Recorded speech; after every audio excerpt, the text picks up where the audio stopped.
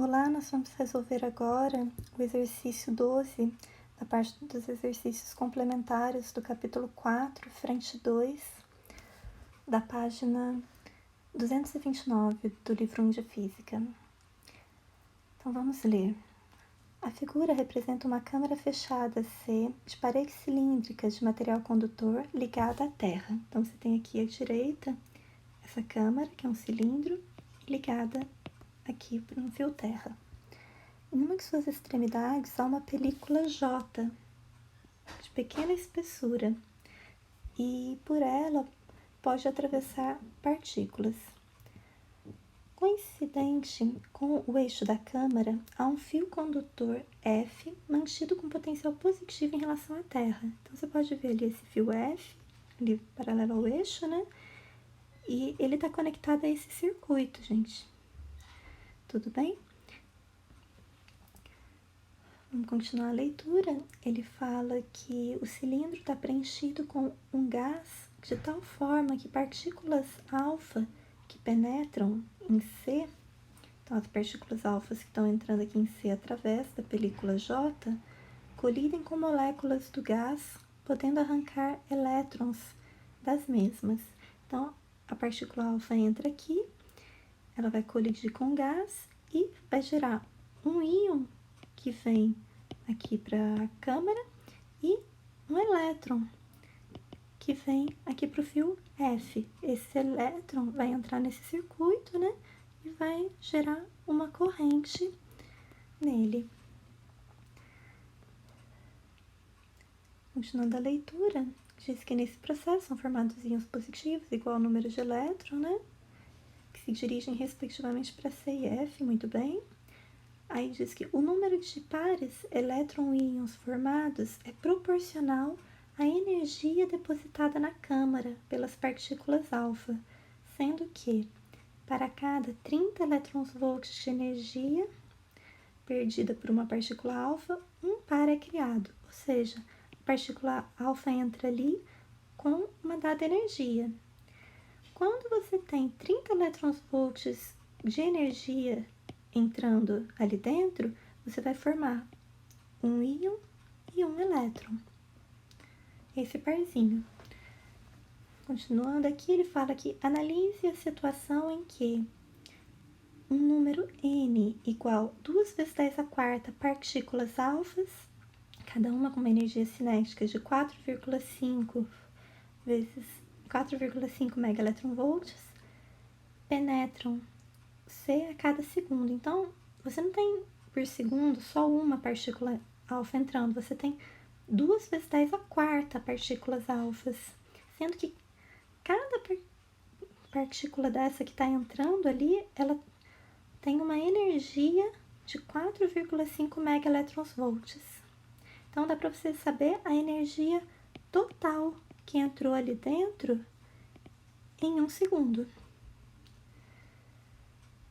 Considerando que apenas essas partículas criam os pares elétron-íon, determine. Então, aqui ele deu a carga do elétron, né, 1,6 vezes 10 a menos 19. E no item A ele pede o número n de elétrons livres produzidos na câmara a cada segundo. E no item B ele pede a diferença de potencial entre os pontos A e B da figura, dado que essa resistência que está ali vale 5 vezes 10 a sétima ohms. Então, só repetindo aqui, né, para a gente colocar em evidência que a cada 30 elétrons-volts de energia gera-se um elétron lá dentro da câmara. Durante 1 segundo, entra lá na câmara 2 vezes 10 a quarta partículas alfas, sendo que cada partícula alfa tem 4,5 megaelectronvolts, que é a mesma coisa que 4,5 vezes 10 a sexta eletronvolts. Então, qual que é a energia total que entra lá dentro por segundo? A energia total vai ser a quantidade de partículas vezes a energia de cada uma dessas partículas. Então, a gente vai ficar com 2 vezes 10 a quarta vezes 4,5 vezes 10 a sexta. 2 vezes 4,5 dá 9. 10 a quarta vezes 10 a sexta, a gente repete a base 10 e soma os expoentes. Então, vai ficar que a energia total entrou lá por segundo é 9 vezes 10 a décima elétrons-volts. Mas o que a gente sabe? A gente sabe que cada 30 elétrons-volts vai corresponder a 1 elétron. Então, se 30 elétrons-volts é 1 elétron, 9 vezes 10 a décima elétrons vai corresponder elétron-volts vai corresponder a N elétrons. Então, a gente faz essa regrinha de 3. Então, 30 vezes N é igual a 9 vezes 10 a décima vezes 1. 30 está multiplicando, passa para o outro lado dividindo. Então, N vai ser igual a 9 vezes 10 a décima dividido por 30, que é a mesma coisa que 3 vezes 10 a primeira. Então, 9 dividido por 3 dá 3. 10 a décima dividido por 10 a primeira, a gente repete a base e subtrai os expoentes. Então, vai ficar 10 menos 1, que é 9. Então, a quantidade de elétrons é 3 vezes 10 a nona elétrons. Já no item B, ele vai querer saber a tensão que tem em cima da resistência R. Coloquei um esqueminha simplificado aqui à direita, né? Porque a gente sabe que os elétrons que vão para o F, né? Eles vão entrar nesse circuito montando ali dentro uma corrente I. Aí eu deixei anotado o valor da resistência, 5 vezes 10 a décima ohms, e a carga de cada elétron. A gente está acostumado a relacionar corrente, resistência e tensão, que é a formulinha, né, da tensão igual a resistência vezes a corrente. Mas tem uma outra formulinha de corrente que a gente não pode esquecer, que é ela que diz o que é o ampere, né? A corrente, ela é a carga dividido pelo tempo. É quanto de carga que passou num dado intervalo de tempo. No caso do nosso exercício, a gente está trabalhando com um intervalo de 1 segundo. Então, a gente sabe quantos elétrons passaram por lá em 1 segundo, que é o que a gente calculou no exercício anterior, que é 3 vezes 10 a nona. Então, qual que é a carga que esses elétrons estão transportando? Carga é a quantidade de elétrons vezes a carga, o módulo da carga.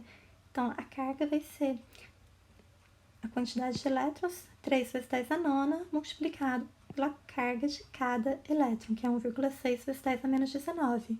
Então, 3 vezes 1,6, a gente tem 4,8.